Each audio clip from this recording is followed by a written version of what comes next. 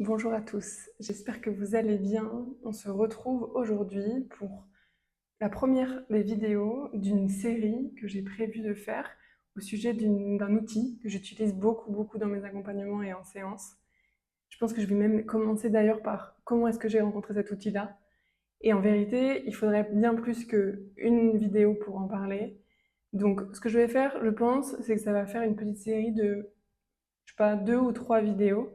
Et on va avancer comme ça sur un peu plusieurs outils que j'ai dans ma boîte à outils, que j'ai récoltés depuis que j'ai été diagnostiquée de ma scoliose, et puis ensuite les corsets, le plâtre, l'opération, et toutes les douleurs qui sont encore là aujourd'hui, tous les défis qui viennent avec. Et donc dans cette boîte à outils-là, que j'ai récoltée finalement depuis, je crois que c'est 12 ou 13 ans maintenant que je me suis fait opérer, donc il y a quand même beaucoup de temps qui se sont passés. Et un des outils, c'est l'EFT. Il y aura plusieurs, je pense, plusieurs petites séries comme ça où je vous présenterai des outils que j'utilise en séance et que j'utilise pour moi aussi au quotidien.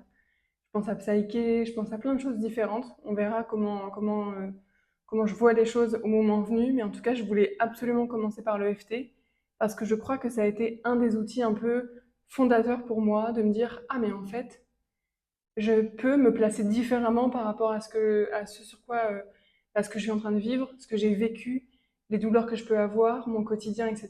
Ça a vraiment été un game changer, comme on dit, de ma perception des choses et de ma manière, enfin, de faire l'expérience en fait, de ces problèmes de santé, de la notion de handicap aussi qui vient avec, de tout, toutes les expériences qu'on peut vivre finalement dans un parcours de santé qui peuvent parfois être traumatisantes. Et franchement, l'EFT, ça a changé énormément de choses comme ça pour moi. Si vous me rencontrez avec cette vidéo, vous le savez peut-être pas, mais moi j'ai eu des problèmes de santé assez tôt dans ma vie. J'ai été diagnostiquée d'une scoliose et qui a vraiment, j'allais dire mal tourné, mais qui a dégénéré assez rapidement au fur et à mesure des années. Et en fait, j'ai vécu tout un parcours avec un corset, un plâtre, des mois à l'hôpital, etc. Le parcours assez classique où je pensais que on avait tellement tout fait pour que ça aille mieux que bien sûr que ça allait aller mieux. Et puis il y a eu l'opération qui est arrivée un peu en urgence. Enfin, il y a eu plein de choses différentes. Et ça, quand ça vous arrive petit, mais même je pense quand ça nous arrive adulte, on peut se sentir complètement dépossédé de ses moyens. Le rapport au corps change. Le rapport aussi à la douleur, au présent, aux relations. Il y a plein de choses qui sont challengées dans ces moments-là. C'est aussi ce que vient chercher, entre guillemets, la maladie, c'est-à-dire qu'on se pose peut-être plus de questions ou qu'on voit les choses différemment de ce qu'on pouvait faire avant. En tout cas, moi, c'est comme ça que je l'ai pris, en me disant, mais ma maladie, c'est potentiellement l'opportunité de voir les choses différemment. Ce que je traverse avec mes douleurs, c'est peut-être, ce que ça me demande, c'est peut-être de changer ma manière de faire, ma manière de agir avec moi, ma manière de me regarder, de me considérer, de me reposer aussi.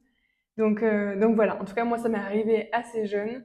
Si vous avez envie de me partager en commentaire ou même en message privé, parce que je comprends aussi le besoin un peu, enfin, la pudeur qu'il peut y avoir avec, je serais ravie de connaître aussi vos histoires. En tout cas, je pense que si vous êtes là, c'est que c'est des choses que vous avez peut-être traversées, que des proches autour de vous ont peut-être traversées.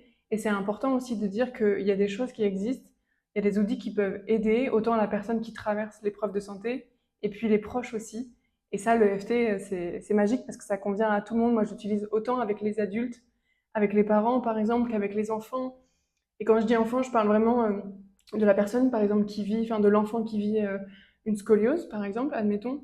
Mais il y a aussi toute la famille, c'est-à-dire tous les frères et sœurs, le contexte vraiment dans lequel il vit, qu'on peut venir soutenir avec cet outil. Et je crois que ça, c'est pas, il y a quelque chose de, enfin, ouais, je crois qu'il y a quelque chose de magique, en fait, à l'intérieur, de se dire que on peut faire quelque chose, on peut, avec des petits tapotements, avec des petites choses au quotidien, venir vraiment changer la manière de faire l'expérience de la maladie pour la personne et pour son entourage aussi.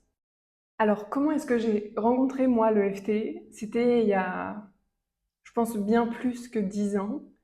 J'ai rencontré le FT grâce à une thérapeute qui me suivait. Une thérapeute que j'ai eu la chance de rencontrer. En vérité, ça fait partie de ces personnes-là qu'on a la chance de croiser dans son parcours, qui a vraiment changé ma perception sur plein de pans de ma vie. Et en fait, j'ai rencontré le FT par rapport à un protocole sur la douleur, sur ma gestion de la douleur et plus précisément sur la différence entre douleur et souffrance. Et j'ai fait ce protocole-là, donc elle m'avait fait un protocole personnalisé sur la douleur, sur ça, vraiment pour venir travailler en profondeur comment est-ce que je voyais les choses, comment je percevais les choses et comment est-ce que je pouvais m'ouvrir aussi à une autre réalité, une autre manière de faire l'expérience de ça. Et surtout de le ressentir en fait, parce qu'il y avait beaucoup d'émotionnel dans tout ce que je pouvais ressentir en termes de douleur. Et d'ailleurs, c'est encore un chemin. Je veux pas dire que que c'est terminé. Il y a vraiment des choses où je vois encore des douleurs qui sont émotionnelles, qui sont vraiment, enfin, qui ont une charge en fait, qui est bien plus que juste un problème mécanique qui est dû par exemple au matériel que j'ai dans le dos ou des choses comme ça. Ça, c'est important de le dire aussi. C'est une des clés pour mieux comprendre en fait la douleur qu'on ressent et tout ce qui vient avec, toutes les choses qui peuvent l'améliorer et au contraire l'empirer. Donc ce protocole qu'elle m'avait fait, je l'ai fait, je me souviens, pendant un mois, enfin 3 semaines exactement, un peu plus de 3 semaines, parce que j'étais partie en cure. C'était un moment de ma vie où j'essayais de gérer mes douleurs en allant dans des cures thermales. Et donc, je m'étais dit, ok, j'ai ces semaines-là devant moi pour prendre soin de moi, concrètement. C'est vraiment du temps pour prendre soin de soi. Et donc, je l'ai commencé à ce moment-là. Je crois que je l'ai continué un peu après. Mais en vérité, en le faisant quotidiennement sur 3 semaines, comme ça en intensif, ça a vraiment changé vraiment beaucoup de choses pour moi. Et alors là, je me dis, ça fait quelques minutes que je vous parle de FT et vous ne savez sûrement pas à quoi correspondent ces lettres. Sûrement, si vous ne connaissez pas, l'idée derrière l'EFT, donc ça veut dire Emotional Freedom Technique, donc technique de libération émotionnelle. Et en fait, c'est, disons, basé sur les principes de la médecine traditionnelle chinoise et aussi de la psychologie moderne. On va le faire un petit peu, on va voir, vous allez vraiment tester avec moi comment ça marche. Et en fait, l'idée, c'est de venir tapoter, enfin de venir faire des tapotements à certains endroits du corps qui correspondent à des méridiens énergétiques pour venir libérer et refaire circuler l'énergie dans votre corps et du coup faire de la libération émotionnelle. Le FT, ça a été mis au point, disons, dans les années 90 par un monsieur qui s'appelle Gary Craig. Mais moi, je me rappelle toujours, enfin, en fait, ce que j'essaie toujours de trouver dans les outils, c'est de me dire, ok, ça a été créé il y a quelques années, mais en vérité, souvenons-nous que depuis des millénaires, depuis les débuts de l'humanité, les hommes se réconfortent avec leurs mains. Et là, c'est juste une autre technique, une autre manière, parce qu'on a compris comment fonctionnait le corps et comment fonctionnait la circulation de l'énergie dans le corps. Et en vérité, vos mains sont magiques dans la gestion de la douleur, dans la gestion de vos émotions, dans ce que vous traversez. Le rapport au toucher, le rapport au corps, moi, ça fait partie des fondements dans ce que j'ai pu aller travailler dans mes douleurs, aller travailler dans mes traumas. Les mains, le toucher, enfin vraiment le rapport à soi-même, à son corps, ça a vraiment, c'est pour moi, c'est vraiment quelque chose de très très important. Donc Gary Craig, c'était avant tout un maître praticien PNL, donc programmation neurolinguistique. Et justement, on ressent aussi dans l'EFT cet enrichissement de certains points, certains aspects de la PNL. Donc le concept de base de l'EFT, derrière l'EFT, c'est vraiment la stimulation, comme je disais tout à l'heure, des méridiens d'acupuncture, mais sans utiliser les aiguilles, bien sûr. Et ça pour libérer les blocages émotionnels. En fait, ce qu'il explique, c'est que le blocage, le trauma, c'est quelque chose à l'intérieur du corps qui a arrêté de circuler. Et en fait, avec cette pratique-là, avec ces tapotements, on vient vraiment refaire circuler l'énergie dans le corps. Donc c'est vraiment le lien aussi corps-esprit qu'on vient travailler et qui se matérialise, j'allais dire, dans ça. Donc l'idée vraiment derrière l'EFT, c'est de se dire que il peut y avoir eu un trauma, un événement traumatique dans notre vie qui a en fait perturbé le système énergétique de notre corps. Et avec l'EFT, on vient vraiment travailler sur la mémoire de cet événement et aussi s'adresser vraiment à la cause, à la perturbation du système énergétique qu'on vient retravailler et rééquilibrer. L'idée derrière, c'est vraiment de se dire la cause de toute émotion négative, celle qu'on vit dans le présent par exemple, c'est une perturbation du système énergétique du corps.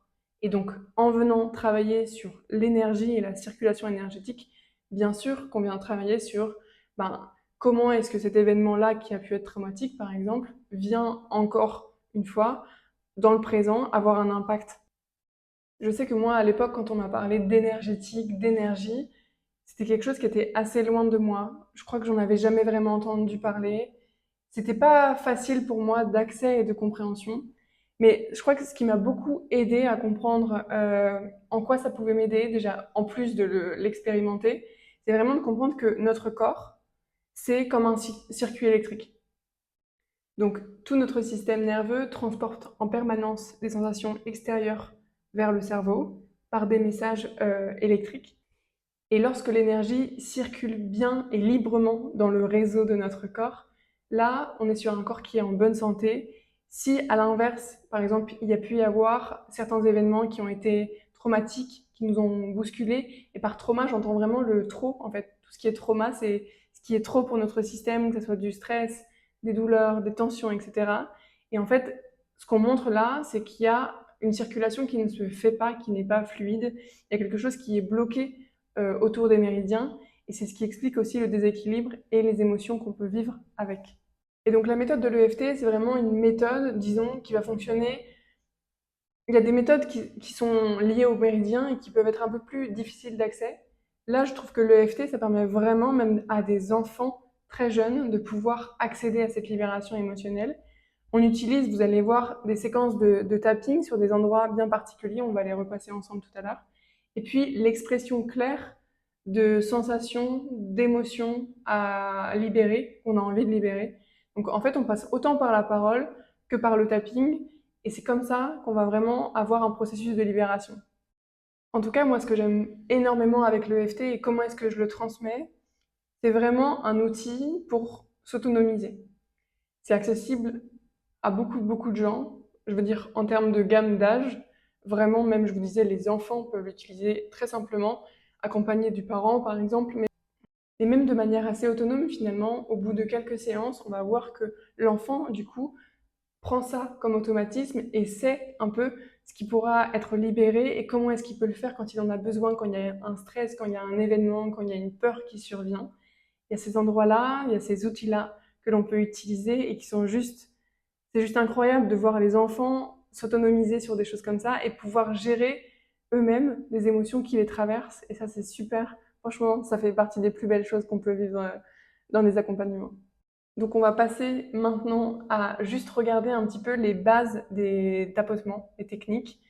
On va avoir plusieurs points. Le premier, c'est le point karaté qui est juste là. Et moi, ce que j'aime bien, c'est venir juste tapoter ici, sur la tranche de la main, entre le poignet et l'auriculaire. Hop, comme ça.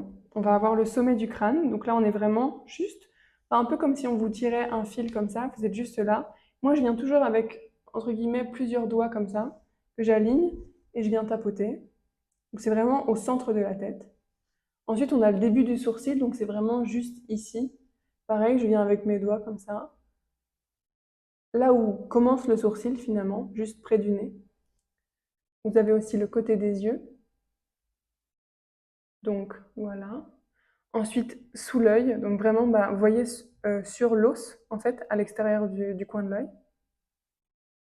Vous avez sous le nez, donc là, entre le nez et la lèvre supérieure, dans le creux du menton.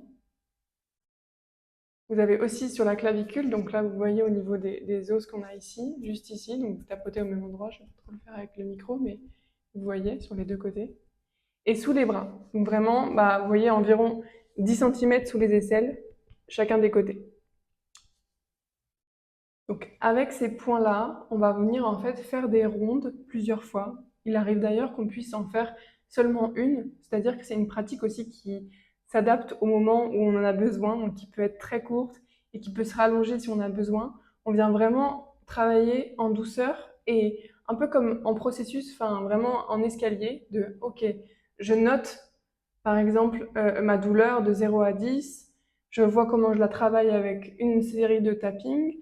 Ensuite, je viens réévaluer cette douleur-là et si besoin, je recommence, etc., etc. Donc c'est vraiment un outil qui s'adapte à vous, qui s'adapte aux besoins, pour la douleur, mais l'EFT, on peut s'en servir pour plein plein de choses. Je pense à des choses sur lesquelles j'ai travaillé cette semaine avec des gens. Je dirais qu'on a travaillé par exemple l'EFT sur le stress avant un rendez-vous. Ça, c'est super intéressant de venir travailler le côté émotionnel et le côté vraiment libération, relaxation, aussi préparation finalement avant des étapes un petit peu clés comme ça du parcours médical. Donc je pense à des rendez-vous, je pense à une opération, une chirurgie ou des choses comme ça. Je sais qu'on peut perdre le sommeil aussi avant. Il y a vraiment tout ce côté émotionnel qu'on peut venir travailler, les peurs qui vont remonter, et on peut venir vraiment s'accompagner, soi et les autres autour de nous, grâce à l'EFT dans des moments clés comme ça, donc d'un parcours de santé et puis de toute la vie en général aussi. Vraiment, c'est un outil dont je me sers pas que en lien avec ma santé, mais aussi dans toutes les choses que je traverse dans ma vie, dans des, je sais pas, par exemple, je me souviens quand j'étais à la fac, je m'en servais énormément avant des oraux pour de la préparation, en fait, véritablement. Aussi pour remonter en énergie des journées où je suis pas très bien. Ça vient vraiment comme remonter mon énergie pour m'aligner sur des énergies hautes dont j'ai besoin pour traverser une chose qui me stresse particulièrement ou, je sais pas, des rendez-vous, des choses, des rencontres qu'on a à faire.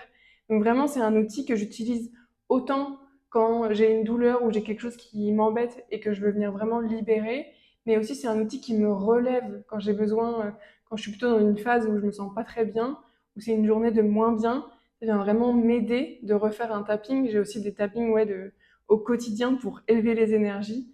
Et ça, c'est super intéressant de se dire que peu importe où est-ce qu'on se place, entre guillemets, dans nos émotions, on a un outil qui peut nous aider. Voilà, je pense que je vais m'arrêter là pour la première des vidéos sur le FT. On se retrouve pour la prochaine. Je pense qu'on fera une démonstration en live sur un sujet et je vous montrerai un petit peu comment est-ce qu'on fait un protocole entier avec une ronde de tapping sur un sujet bien particulier. En tout cas, j'ai hâte de vous retrouver la prochaine fois. Merci beaucoup de votre écoute, de votre visionnage de vidéos et à très vite. Bye!